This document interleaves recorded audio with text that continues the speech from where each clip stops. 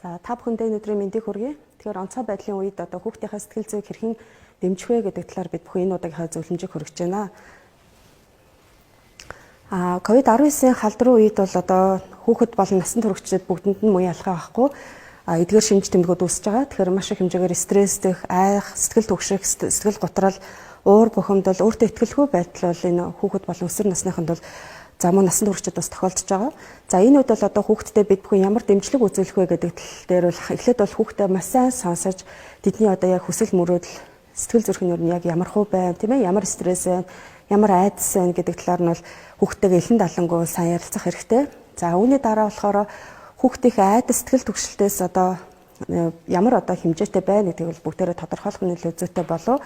Тэр айдас гэдэг бол хэвийн бол одоо сэтгэл зүйн хариу урвал. Тэгэхээр хүн тодорхой хэмжээнд бол одоо тодорхой ямар нэгэн зүйлээс бол айна, сэтгэл бол түгшин. Гэхдээ тэр процесс бол хэдэн цаг, өдөр, магадгүй минутаар үргэлжлээд хэсэг хугацааны дараа бол аяндаа алга болох зүйл.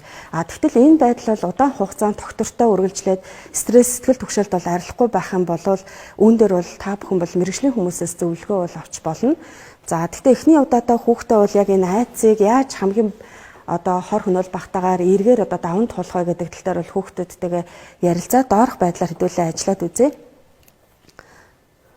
За тэгэхээр хүүхдийнхээ зовоож байгаа айдас сэтгэл түгшилтийг бол бүгдээрээ яг нь эхлээд бол хэрвээ таны хүүхэд өсвөр насны түүнээс дээш насны байх юм бол өөрсдөөр нь тодорхойлуулж ингэж жагсааж бичих даалгавар өгч болно. Хамтдаа энийг нь тодорхойлоод за мөн одоо бага насны хүүхэд байх юм бол хүүхдүүдтэйгээ энэ гарын 5 хураг одоо эрхийн хураг хамгийн хүчтэй миний хүү айдас гэж үзсэн бол чигчэн урвал хамгийн бага сул гэж бодъё тий. Тэгэхээр чи ямаг ингэ зовоож байгаа энэ бодол чинь эднэрийн аль нь байна вэ гэдгийг нь хүүхдээсээ тодорхойлуулж асуугаад за тэгээд тэрийг хүүхэд өөрөө яах нь хуруугаарч илэрхийлэх юм бол энэ айдас нь ийм түвшинд байгаа юм байна гэдгийг бид бүхэн тодорхойлох боломжтой. Жишээлбэл хүүхдэд маань одоо энэ өсвөр наснаас дээш хүүхдүүдэд бол энэ айцыг үнэлэх юм барометрыг ашиглаад үзэх юм бол 0-100 хүртэл айцыг үнэллээ. Тэгэхэд ковидын халдвар авчих үедээ гэдэг айц хүүхдийн маань хувьд одоо 90%-тай, гэр бүлийнхэн минь халдвараар өвдчих үедээ байдаг айц 80%-тай байна гэх юм бол энэ дээр нь үнэлгээг нь тогтоосны дараа за хүүхдтэйгээ энэ айцын талаар ярилцсан тийм ээ. За миний хүү одоо жишээлбэл одоо гэр орныхон бид нар бүгдээрээ гэрээсээ ингээ гараа явж байхад бол бүгд маска зүүж байгаа. За чи тогтмолт одоо нойроо массан авж байгаа. Тэгээд хоол хүнсэнд одоо тогтмол хоолж байгаа тийм ээ, дасгал хөдөлгөөн хийж байгаа. Тэгэхээр бол ийм тохиолдолд бол одоо энэ халдвар авахгүй байх эрсдэл хэдэн хувь байх вэ? Мөн халдвар авахгүй байх тийм ээ, боломж юу нэр байх вэ гэд. Тэгээ хүүхдээ энэ болгон дээр нь ярилцсны дараа хүүхдэд маань нөгөө түрүүний халдвар авах үедээ гэдэг айдас 90% байсан бол тогтмол би яах нь дасгал хөдөлгөөн хийж байгаа, хоол ундаа сайн идж байгаа. За нойрондоо сайн байгаа. Миний дархлаа тогтолцоо хэвэн байгаа. Тэгээ манай гэр бүлийнхнээс хин нэг ямар ч одоо халдвараар өвдөөгүй гэдэг ийм тохиолдол байх юм бол нөгөө айдас маань яаж яах нь буурч ивэл маш сайн байх нь тийм ээ. Энийг ярилцсны дараа хүүхдээ маань айдас 90 байснаа 40 болох. За гэр бүлийнх минь халдвар авах үедээ гэдэг айдас 80 байснаа 30 болж ивэл энэ арга бол их үр дүнгээ өгч ийн гэж үздэг. За магадгүй энэ аргаар ингээ ярилцаад үр дүн одоо өгөхгүй байх юм бол энэ дээр дараагийн хэдүүл яах нь мэргэжлийн хүмүүсээс зөвлөгөө авч болно.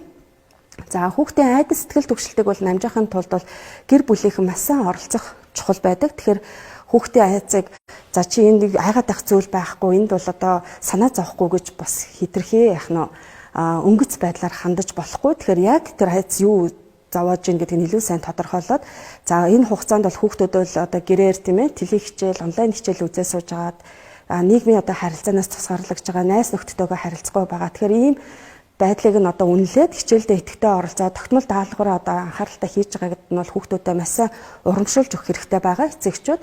За өөрсдийн стресс, айдас, сэтгэл түгшилтэй бол ер нь бол хүүхэд байхаасаа эхлээд яаж даван туулж байсан. Одоо бас зовоогоод байгаа асуудлаа хэрхэн яаж даван туулж байгаа талаар эцэгчүүд гэр бүлийнх нь бол хүүхдтэйгээ элен талангуй ярилцах хэрэгтэй. Тэгэхээр хэдий ч нэ өөрийн амьдрал, хэний ч амьдралд ийм айх, сэтгэл санааг зовоох ийм асуудал тохиолддог шүү. Миний хүү одоо энэ дээр жишээлбэл чамд хэцүү байгааг ээж аав нь үнэхээр сайн ойлгож байна. Харин хоёулаа одоо энэ дээр яавал чи тайвширч болохоор байна уу? За ээж нь аав нь бас хүүхэд байхдаа ийм асуудалд оролцож байсан.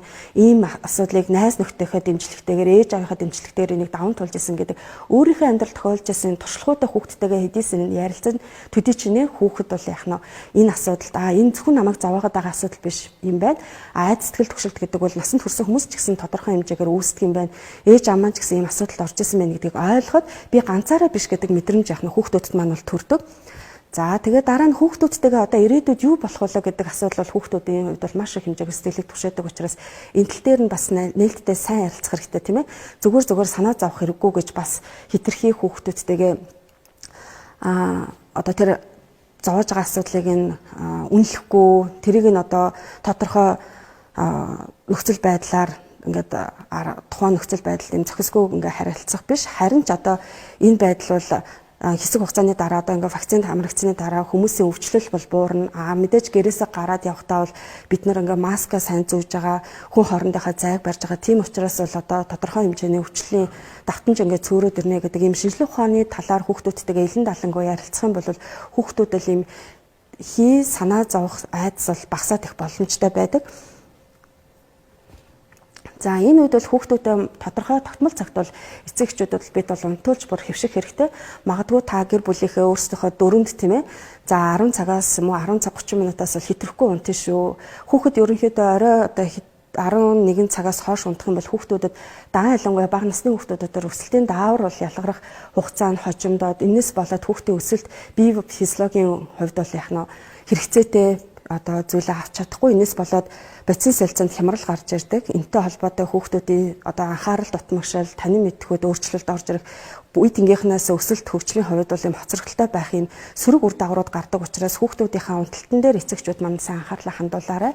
За үүний дараа болохоор магадгүй хүүхэд чинь өрөөндөө ганцаараа унтдаг ч юм уу эсвэл унтахдаа одоо өрөөндөө таблет гар утас аваад ордог бол энийг нь бол тодорхой хэмжээгээр ээж авал хязгаарлаж өгөх хэрэгтэй. Унтлахын цагийг бол зөвхөн унтахтан зарцуулаад том өрөөнд эсвэл тэр унтлахын өрөөнөөс өөр газар тэдгээр уцааг нь байршуулж бүр ингэж гэр бүлийнхээ дүрмд оруулж хэвших нь бол хүүхдийнхээ ирээдүйд бол хийж байгаа хамгийн том хүчин зүйл гэдгийг ээж ойлгох хэрэгтэй.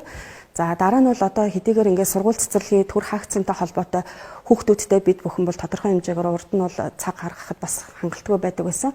Тэгэхээр хэдийгээр хөл хориотой байгаа ч гэсэн нөгөө талаасаа бид бүхэн энэ хичээл сургалтын үйл ажиллагааг тийм ээ төр зогсоход хүүхдүүдэд илүү таньж мэдэх тэдний сэтгэл зүйн онцлог ямар хөө байдгийг за хүүхд маань юу сонирхож хүсдгийг гэдэг ийм дотн одоо холбоо тогтоох юм боломж гэдгийг хэдүүлээ хараад за тэгээ одоо мэдээллийн суваг дээр ихтэй ийм сөрөг мэдээлэл гарч байгаа тохиолдолд эцэг их хүүхдүүд бид бүхэн энэ дээрээс их стресстэй тийм учраас аль болохоор одоо гар утсаа компьютероо тийм ээ хэвлэл мэдээллийн таагүй зарим нэгэн мэдээллийг бол унтраагаад хүүхдүүдтэйгээ бол цагийг өнгөрөөх нь илүү зохистой.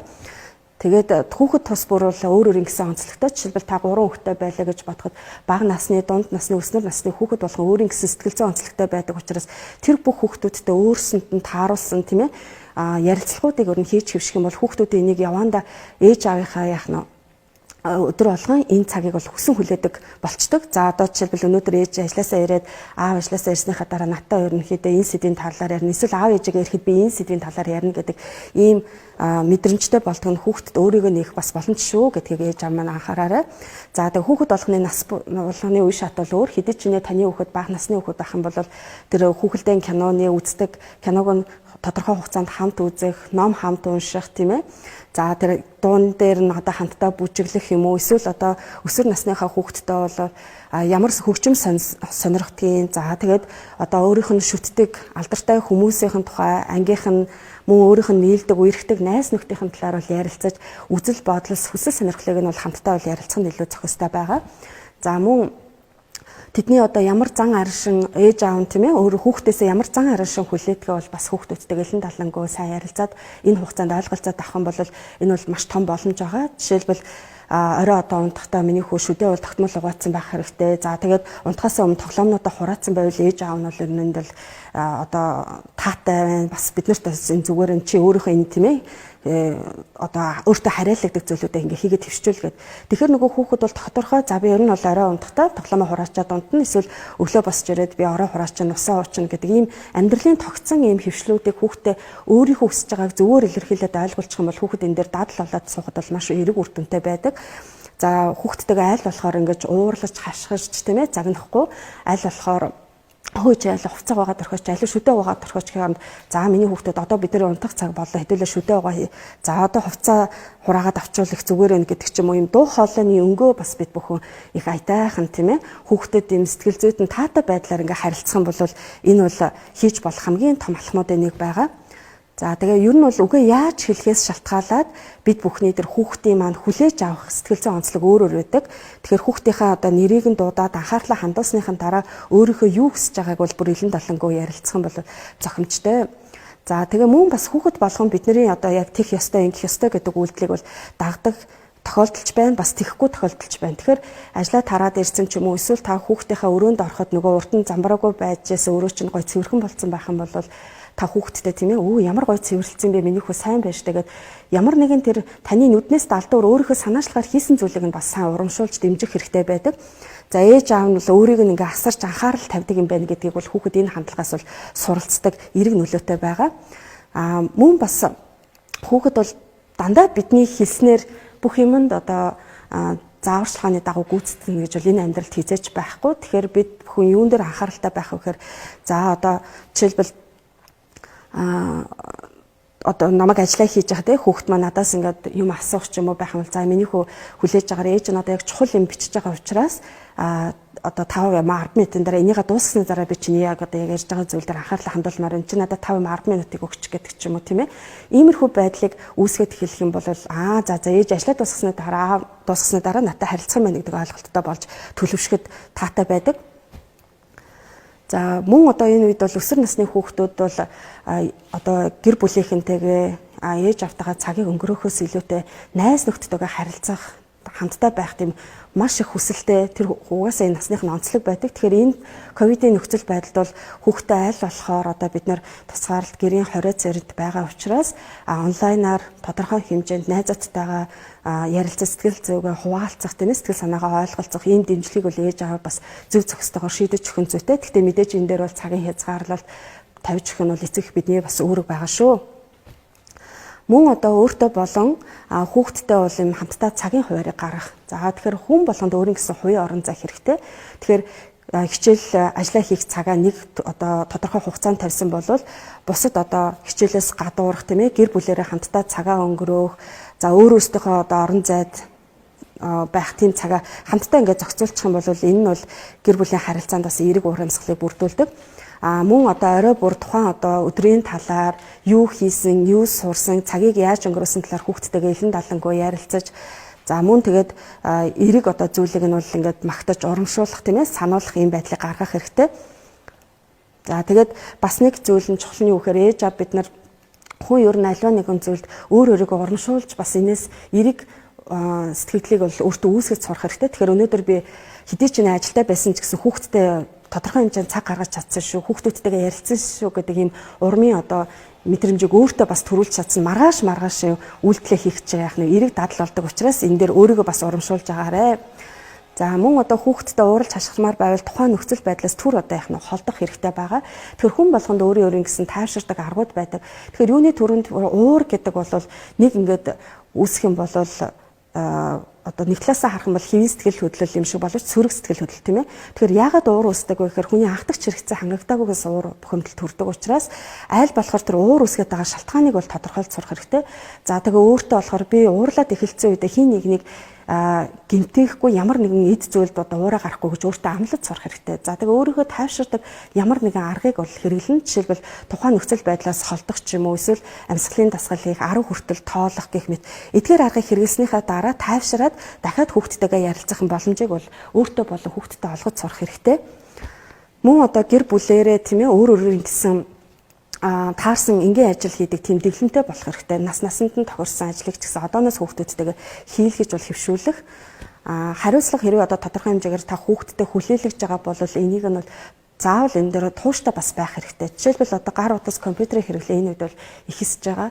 Тэгэхээр өдөрт одоо цагийн хязгаарлалтай тийм ээ би чамд нэг 2 цагийг гар утсаа ингээд үзэх одоо боломж байна. Чи бас энийг хэрэгжилж болно. За тэгээд хэрвээ чи 2 цагаас ингээ 30 минут ч юм уу хэтрүүлсэн байх бол би маргааш чинь гар утасны хэрэглэнээс 30 минутыг нь хасан шүү. Чи энэ дээр юу гэж бодож байна? Энэ бол миний бод. Чи энэ дээр яаж зохицуулах хэмээр байна гэдэг ч юм уу. Энэ дээр хүүхдтэйгээ илүү илэн талангуй ярилцаад энэ дээр хамтаа зөвшөлдсөд тэгээд яг нь дөрмөө сахиад явна. Хэрвээ магадгүй хүүхэд энэ дээр одоо нөгөө хэлсэн амдаа хүрээгүй байх юм бол ээж аав бид нар яг нь энийг нь одоо дараагийнх нь өдрөөс хасаад өгөх. Магадгүй хүүхэд маань тэр хариуцлагаа өөрөө ухамсарлаад биелүүлж чадах юм бол энэ дээр нь урамшуулж тийм ээ дэмжлэг үзүүлэх хэрэгтэй байгаа. За мөн одоо хүүхдтэйгээ өдөр одоо энэ цаг үед бол бид нар бүхэн л одоо гэр бүлээрээ хамтдаа өнгөрөөж байгаа давуу талаач байгаа зарим үед сэтгэл зүйн хувьд стресст бухимдах зүйлүүд ч тохиолддог. Тэгэхээр хүүхдүүдэд унтчихад мөн одоо өөрсдөө бид нар цаг амралт гаргах хэрэгтэй. Энэ үед бол өөрийнхөө дуртай номыг унших, дасгал хөдөлгөөн хийх, мөн одоо найзуудтайгаа холбогдох гэх мэт ингээ өөртөө бас цаг зав гаргах нь биднийг бас стресс бухимдлаас чөлөөлөх давуу талтай шүү. За тэгээд та бүхэнд одоо энэ бүхэн зөвлөгөөг бол хэвшүүлээд магадгүй энэ дээр цаашид мэрэгжлийн хүмүүсээс тусламж дэмжлэг хэрэгтэй байх юм бол 1800-2000 сэтгцэн эрүүл мэндийн үндэсний төвийн 24 цагийн турш одоо онлайнаар нээлттэй байдаг мэрэгжлийн сэтгцэн эмч нарын зөвлөгөө мэдээллийг аваарай. Анхаарал хандуулсанд баярлалаа.